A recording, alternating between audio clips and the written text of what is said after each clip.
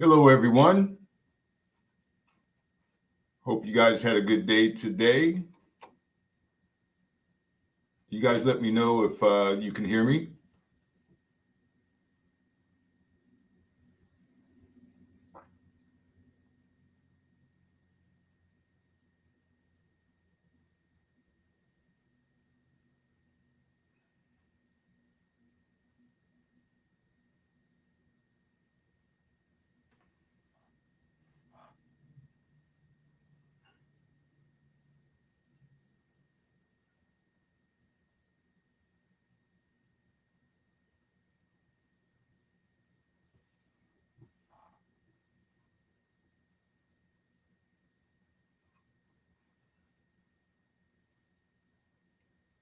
Someone put in the chat box if you can hear me.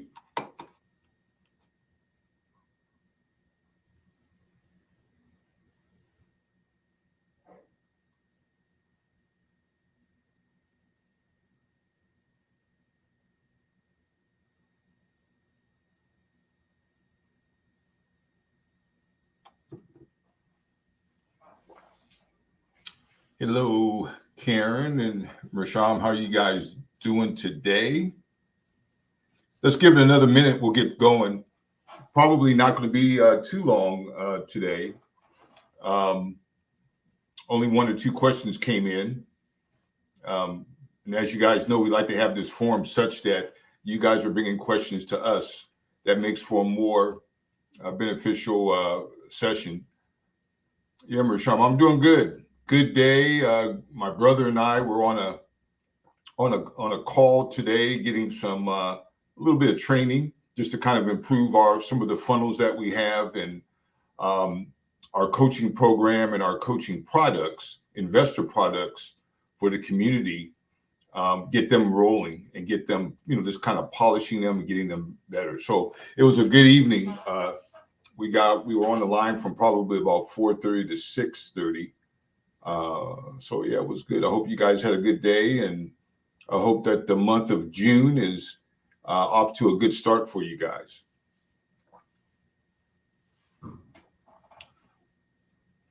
Let's give it another minute or two, and then we'll get going.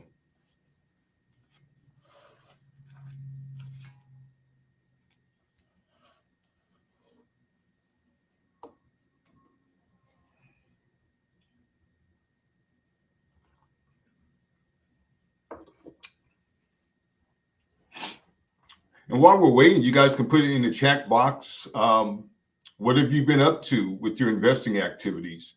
I probably know a little bit from each of you guys as to what you're doing, but what are your goals for the month of June? What are your goals for Labor Day? Where do you want to be at by Labor Day? Where do you want to be at by the end of the calendar year? And then an even better question is, if we were talking a year from today, what would you have hoped to accomplish in that year? There's 12 months, and there's a lot that can be done. Karen, I love that goal. That's aggressive. That's like aggressive. That's basically what you're really saying is my marketing of myself is such that I'm going to get in front of probably 6 or 7 or 10 or 12 people just to get those 3 opportunities to the finish line.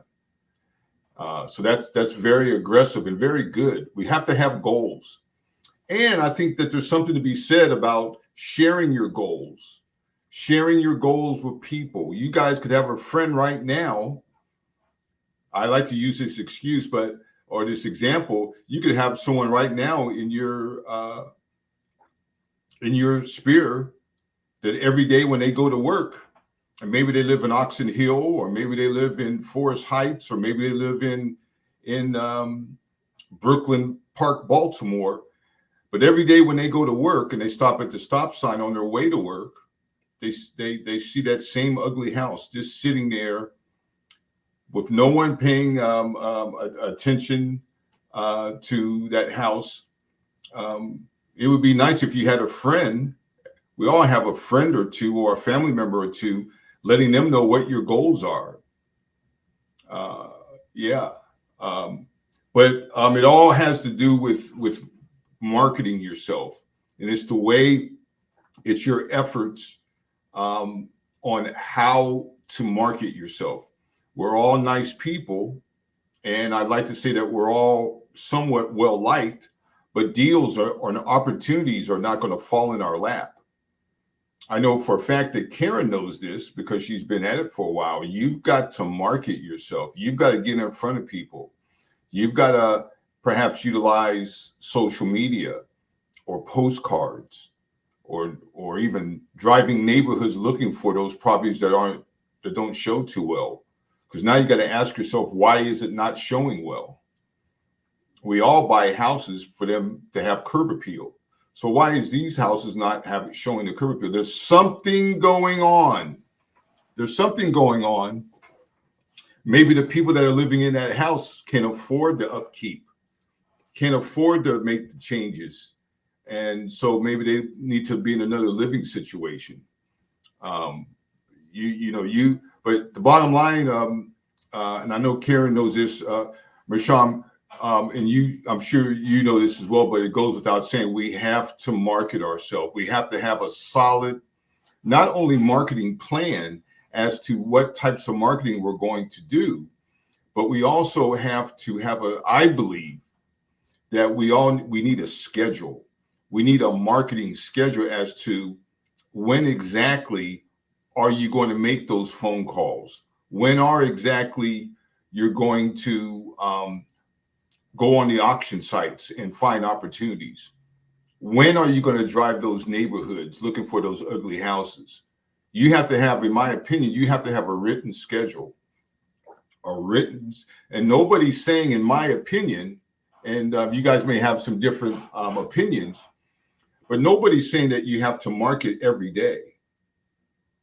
But I do know that between a Sunday to that next Sunday, most of us have 8 to 10 hours of free time. We may have to go to bed a little early and wake up a little bit earlier, but we've got about 8 to 10 hours to do some marketing. And nobody's saying every day. Maybe you pick 5 days out the week where for 2 hours in that day, or 3 hours in that day, or 3 in one day and 2 in the next, you're going to market yourself. That's and you have to have a schedule and stick to it. Some would say that there's that 3-week rule, so to speak, that if you do something for 3 weeks consecutively and patiently, then it's going to become a routine. And now you're just knocking out days and weeks. So now you got 1 week of marketing done. Now you got another week of marketing done, another week of marketing done, another week. Now you've got like a big window where you marketed. And I'm willing to bet that if you can, if you follow that logic, you're going to get some phone calls. You're going to get some people returning your calls. You're going to get some people that's going to respond to your emails, your social media posts. So think of this, and that is if you're not doing much now anyway. Think of 3 weeks. 3 weeks, putting 3 weeks of marketing, serious marketing together, a marketing plan, a marketing strategy, and then more importantly, a schedule. I hear people all the time talking about what they're going to do with respect to marketing, and it sounds good, but I want to see a schedule. Where is it written down? Where is it written down that on these days and times you're going to do the marketing? I think we have to do a better job of holding ourselves accountable to our goals and our wishes. So I see Karen, I don't know. I have an LLC company that we are affiliates of. If you feel you need that, I'm going to maybe put on the Coach Accountable site. I actually had a personal appointment with them, and I was very impressed as to, just what they had to say about setting up an LLC, their pricing for how to learn how to develop business credit. It was very, very, very good. And so if you're interested, let me know. But I also see what Karen says a year from today, she wants to be living in her primary residence um, um, uh, via a sub-2 contract. So that's very good. Karen, do you know where you want to live? And you should have access to Coach Accountable, Karen. I'll check it out tomorrow, but you should have it.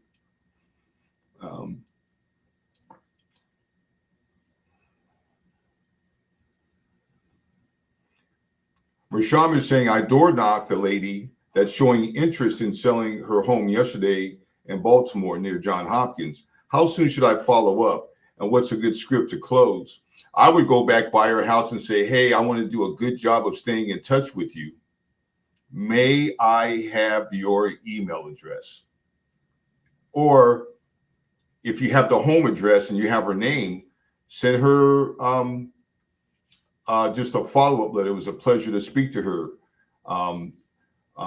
Also, send her, depending, happy Juneteenth. We got Juneteenth coming up in a couple weeks, or Independence Day. You have to touch them.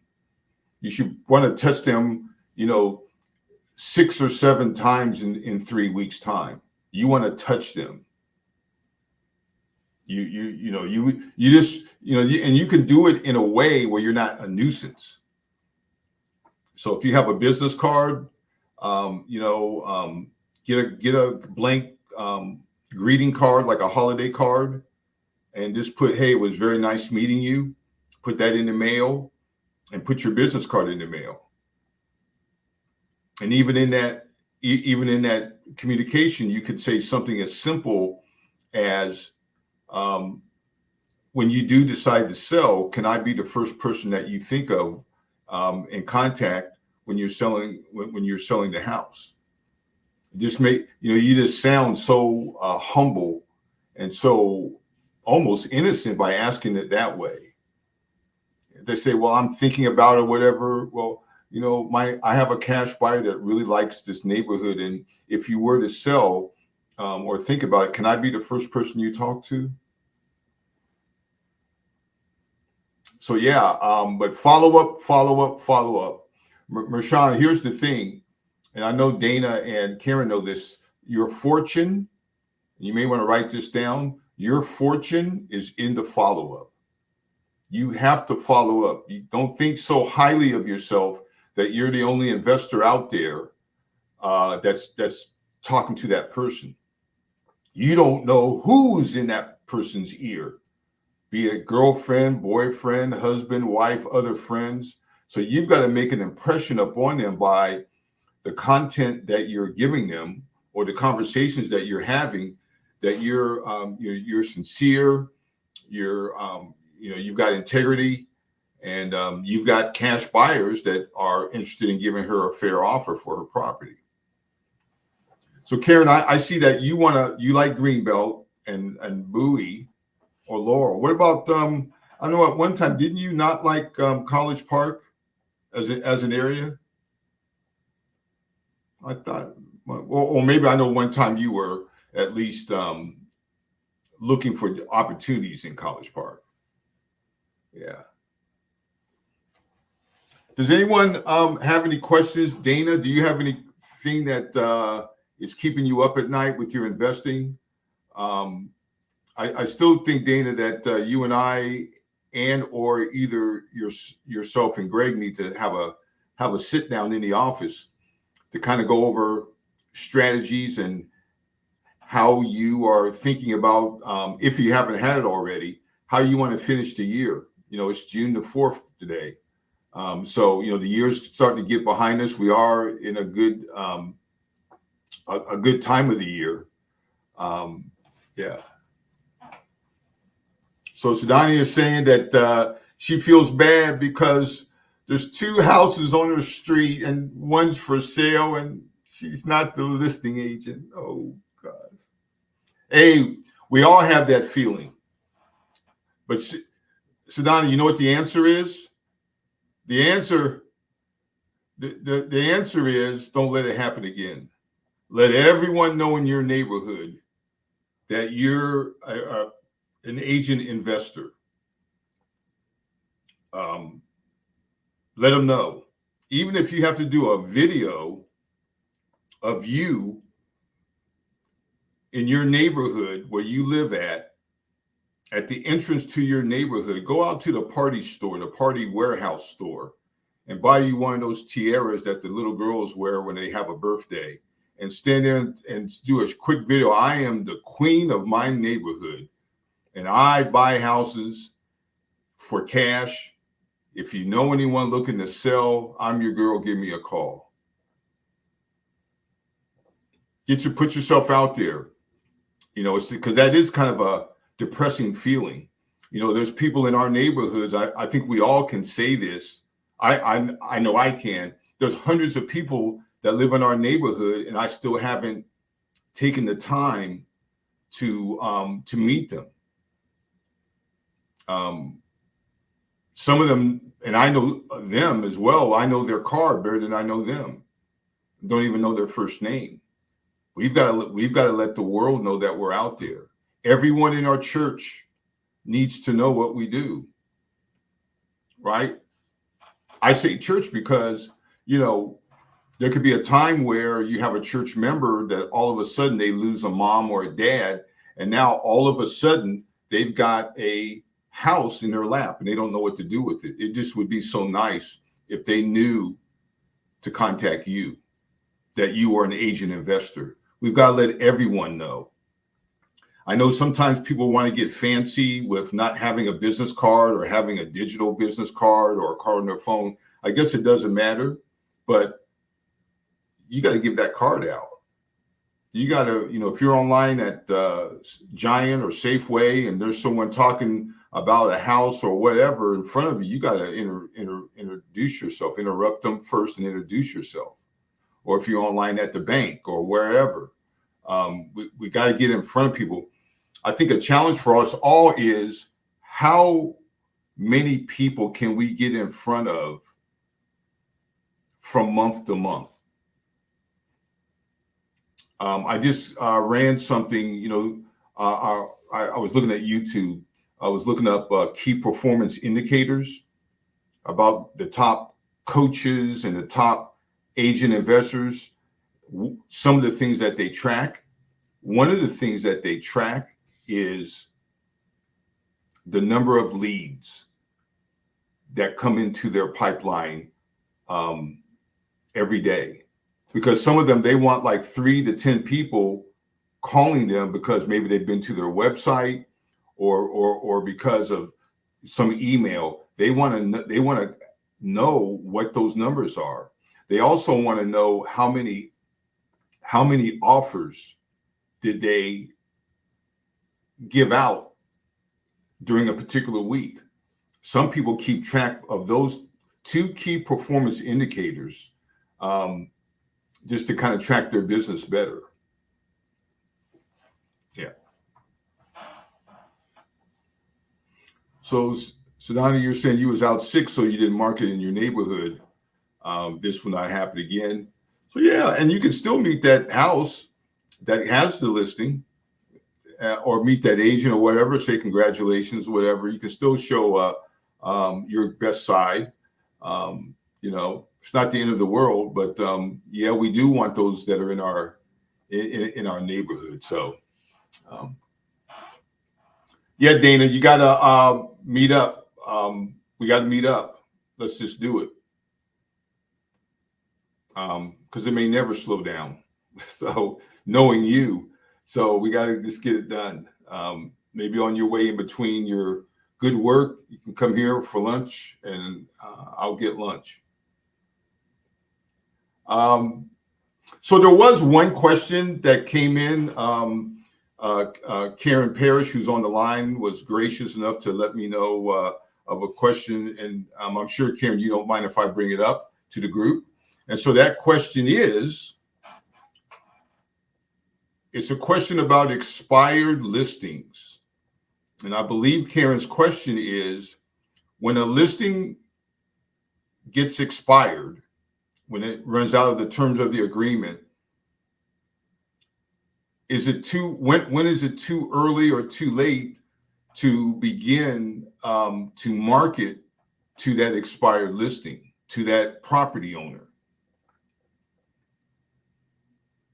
What do you guys think that the answer should be? Should Karen wait 30 days? Should Karen wait, or any investor, should we be waiting 60 days?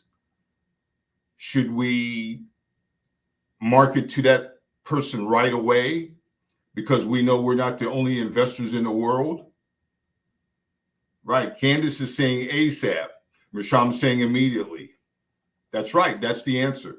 We want to, as soon as we know something's going, that's going vacant, then yeah, we want to, immediately, be first in line, marketing to that client, to that potential client.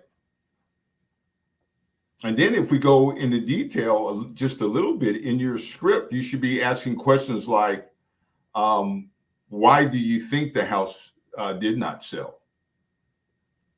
That's a question that you should ask that very few people may not ask. A lot of us are going to get on the line and we're going to talk about how great our marketing program is, blah, blah, blah. We've got to ask them more questions like, why do you think the house didn't sell? Was it priced too high? Which 9 times out of 10, we know it's priced too high. That's, as Greg teaches us, 80% of the reason that houses don't sell too quickly. When you guys see a house out there that's been sitting for a month, 5-6 weeks, it's because the price is too high. That could be a reason, but you want to get into some conversations. And if you're interested, guys, in learning other strategies that you could say in that script when you're calling an expired listing, of course, the simple thing is to say, identify who you are. You notice that their property was once listed and it's not anymore. So we know that you're still interested in selling. Would you consider what I have to say or what I have to offer? So that's the that's the answer. That's good. You guys are aware of that. Yeah. Are there any other questions? Candace, do you have anything that's bugging you, that's keeping you up at night? Dana, what about you? Sadani? Anyone?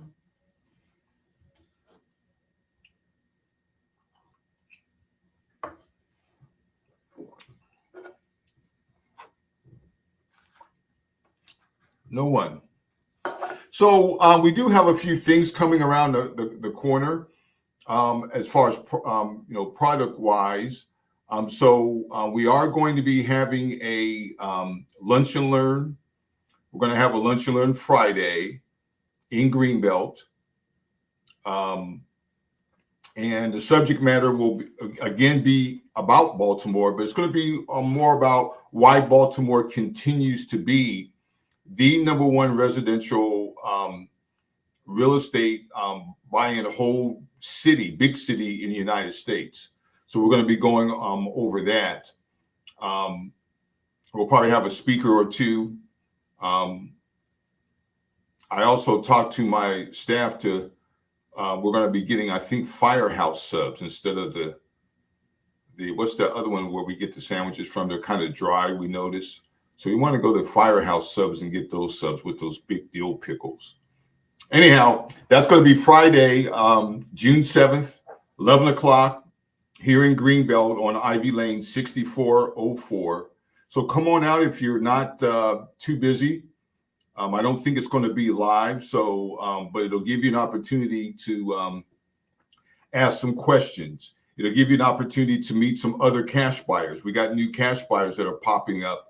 And then we have people with their own deals. So that's going to be Friday. Saturday, June the 8th, we will be taking our coaching students to Baltimore. Coaching students should have received the email today. So we're going to start in Baltimore. Actually, yes, Karen, I stopped making them because people were complaining that they were too dry. So we're just going to use a regular company. and we'll go with Firehouse Subs.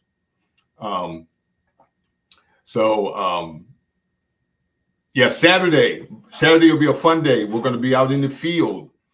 I think our first property stop is going to be at 9 o'clock. So we'll meet in Baltimore at 9 o'clock. We'll probably see at least 3 properties, maybe 4. I gave the first address in the email. So if you're interested in going, please RSVP to myself or Greg, so that we can kind of like keep a head count on who's coming. Also, we are incorporating a 4-week course, which is going to start probably the week of the 22nd of June or something like that. We want to give us a little bit more time to market it, but it'll be over 4 weeks, kind of similar to the 3-day course for some of you who took that. It'll be a 4-week course every Thursday afternoon for 4 consecutive weeks. And that will be starting, like I said, towards the end of June. That's going to lead into a 2-day boot camp that we'll have probably at the end of July, end of August. So we are ramping up with some polished products to offer to you all. Of course, the coaching students get these services complimentary. And so we're excited about closing this year out. We've got some big goals. Hopefully you guys have some big goals too for yourself. I know I'm looking at everyone's name on the on this meeting, so I know you guys are more than capable. So now it's just about pulling up our shirt sleeves and getting to work, raising our hand, asking questions. We seem to know that the people that ask questions, those are the people who all of a sudden or surprisingly are getting deals. They're getting those phone calls. They're getting those DMs on social media, right? They're out there. They're in the arena. And so you guys need to be out there as well. I would also recommend to you guys, while I'm thinking about it, go on Facebook if you have not already and sign up for the Bennett Boot Camps community page. Bennett Boot Camps community page. Yeah. So, Rashawn, I'm looking at your question, but before I answer that, Dana, you had a question about HUD foreclosures. What do you want to know? That's a pretty broad statement right there. Put in the chat box what your question is, and I can. I don't know if you're asking, are they still popular to go for? And the answer would be yes, they are.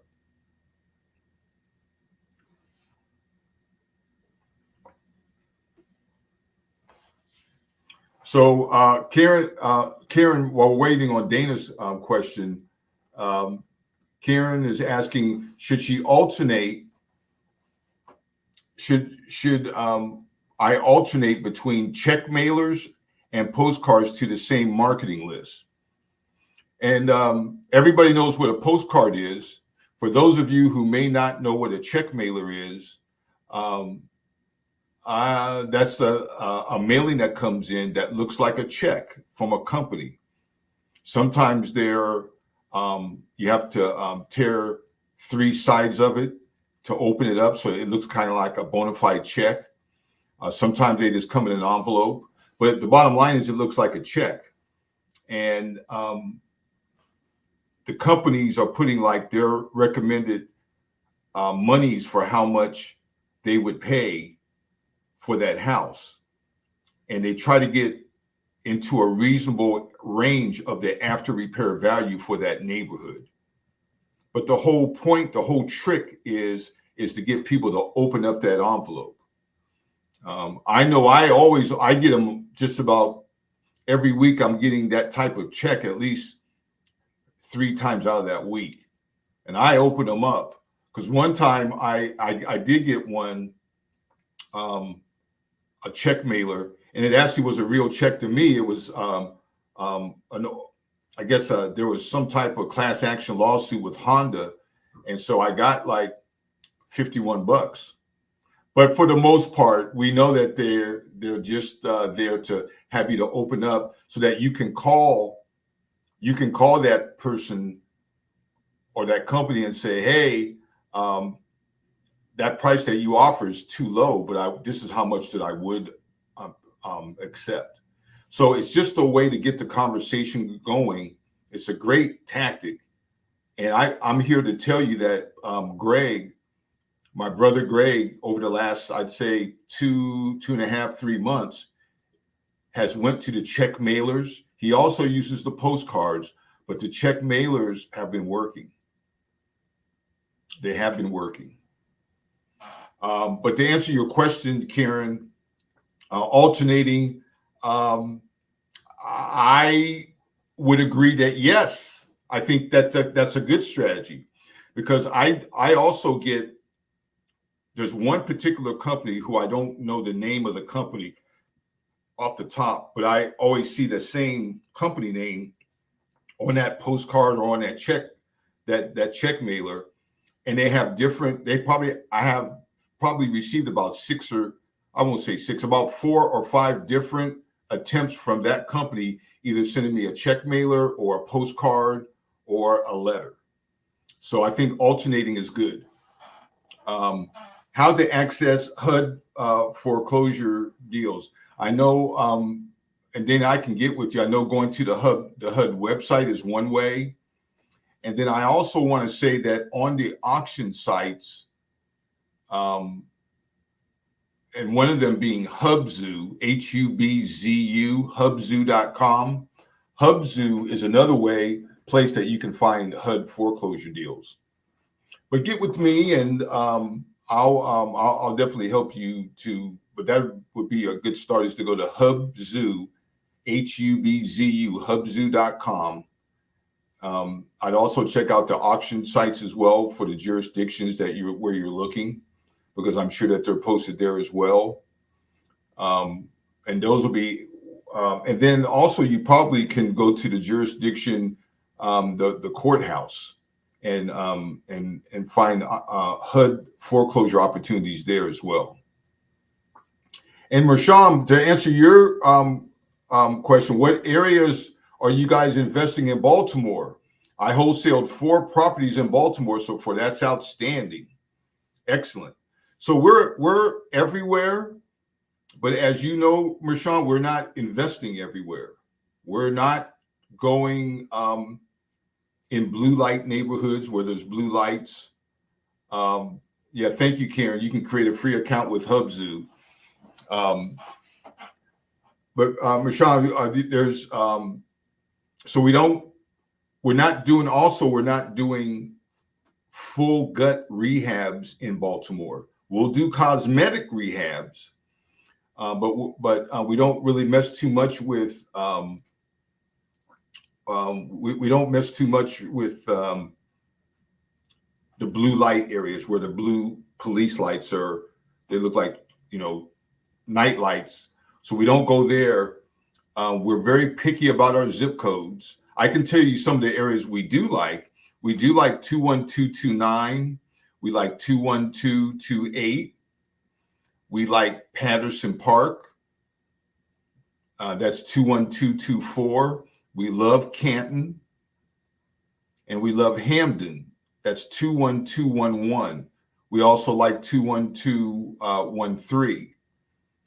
So we're in a lot of spots, but we're checking the neighborhood out. We're never going to invest on a street or a block area where there's a lot of board ups or urban blight. Number one, we know the majority of our rehabs in those parts of town that I mentioned, Section 8 is a big part of our strategy. And so we know that Section 8 is not going to put a family in a house on a street where half the street is boarded up.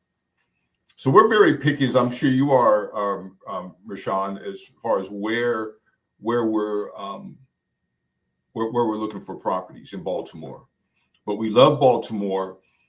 Come on out if you're able, guys, on Friday. We'll have a great discussion and lunch here on Ivy Lane in Greenbelt. You guys should have received the invite. I know the coaching students have. So Candace, when you say, are those areas still good for wholesaling? Yes, they're good for not only wholesaling. The Baltimore areas are also good for lease options. They're also good for novations as well, especially in the better areas. Novation deals are becoming really, really popular, where now a seller can get a little bit more than 65 or 70% of the ARV. They're able to get upwards as 89 or 85 to 90% of the ARV. So they're not just necessarily giving their house away as some of them think that they might if it were just a wholesale deal. So those areas are still good for wholesaling opportunities, as are all the other areas. I think the one thing that you guys should do, if you do get an opportunity, let Greg help you to see what type of opportunity it could be, because the majority of them could very well be a novation deal where now you're making more money than you would have if it were a wholesale deal. So Donnie says she needs a script for wholesaling. So what I could do for you, Donnie, on a Thursday night, I used to teach a cold calling class, and Greg wanted to go another direction with that. But whenever you're ready, you schedule time with me and I'll get you going. Okay? Piece of cake. I love the talk and I love cold calling. I love the art of it. One recommendation that I would give everyone on this call, when you start out if you're calling someone for an opportunity, so you see an ugly house or someone wants to sell, always start the conversation with identifying yourself, but put the word, this is important, you put the word just in front of your name. Hello, this is just Greg. Hello, this is just Keith from Bennett Boot Camps, and I'm a local investor. When you put the word just in front of your name, hi, this is just Karen, you lower the sales pressure a little bit. You're tamping it down. So try to get in the habit of introducing yourself, but putting the word just in front of your name. It could mean the difference between you staying on the phone a little bit longer or them trying to get you off the phone altogether. I'm not interested. But Sadani, when you're ready, you let me know. And it could be a weekend. It doesn't matter. We can do it over the phone. You can come in the office. It'll be a fun time. But I believe that investors and some of the people on the line would agree with me. I think that investors and real estate agents, we don't role play enough. We think we can just get a script and then read the script and we're golden, but that's not how it works. We've got to practice it coming from our mouth. Something like muscle memory, right? We've got to get in the habit of role playing every other day for 3 minutes. 3 minutes. Got to practice. We got to practice our craft, and we got to polish our craft. We got to polish it. And so I'm going to polish off this cup of coffee, and I'm going to let you guys have the rest of the hour back unless there's many more questions. Mersham has a question. What is your price point? What is your price point in these areas? I knock out some of those areas plus get deals sent from me from wholesalers every day. So it depends on the zip code. We know if we're paying any less than $40,000 or $50,000, that neighborhood is probably not in the best neighborhood where we're going to want to invest. We're buying properties now in those neighborhoods, starting out at 70,000, 65, maybe 70,000 to 80,000 on the low end, knowing that after repairs, that property could be worth $175,000 to $200,000. and higher in some zip codes. So that's the best answer, Mersham. And that's why it's so important that when we get Baltimore opportunities, we've got to walk the neighborhoods and really do comps where we're looking at maybe the comps on that street or the comps in that block. We're really more scientific with looking up the ARV because, from street to street, the after repair value could change.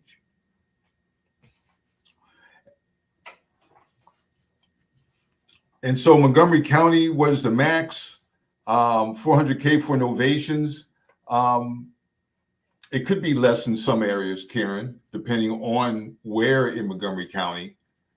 But there are cash buyers that are willing to do novations now, using more than 70% of the ARV, as long as they're making their bottom line number, and as long as that seller is getting what they wanted to get out of that deal. And for some of you who may not know what novations are, we'll probably cover that again on Friday as well.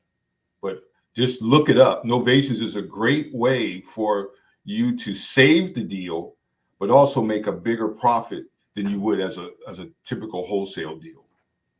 And you're not really doing much.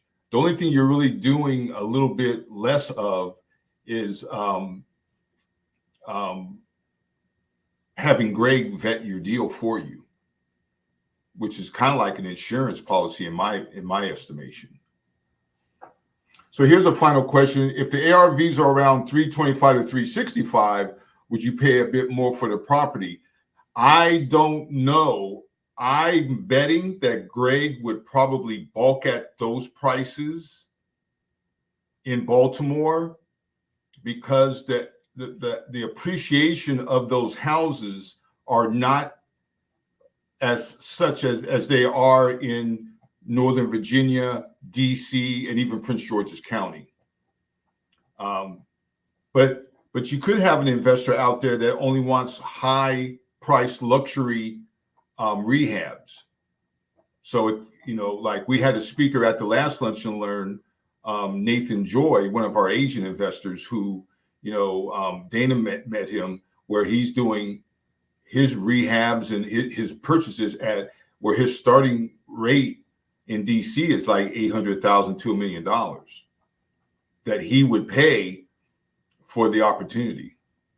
So a lot of it depends on the neighborhood, but I haven't heard those numbers, Mershon, for Baltimore. But come out to the Lunch and Learn if you can, and you'll be able to ask Greg directly. So Greg wanted to be here on tonight's call, but he's burning some midnight oil, working on some products that we're going to introduce. But Lunch and Learn Friday, the coaching students, we have what we're now calling the walking tour. No more shadow events. We're rebranding a lot of stuff, but it's around the country. That activity is kind of called a walking tour. So we'll be in Baltimore starting at 9 o'clock on Saturday. Know that we have a 4-week investors course that's going to be coming up. You guys will get the details. That'll probably start sometime after the 20th of June. And so that's all I've got, guys. I really appreciate you guys hanging out. I didn't expect to be this long, and hopefully you guys don't see me as being a long-winded guy. But I did want to bring up a few things, being that you guys took the time out. So I'll give you back your 16 minutes, and you guys have a good evening. Happy June. Hey, Kim. Hey, I didn't even know you were there, but you said you were going to be on the call. Thanks for attending, Kim. And hopefully, again, we'll see you guys on Friday. In the meantime, if you guys have any questions, you know how to get in touch with me, and you know how to get in touch with Greg. So until then, take care. And as Greg would say, God bless. Take care. Good night.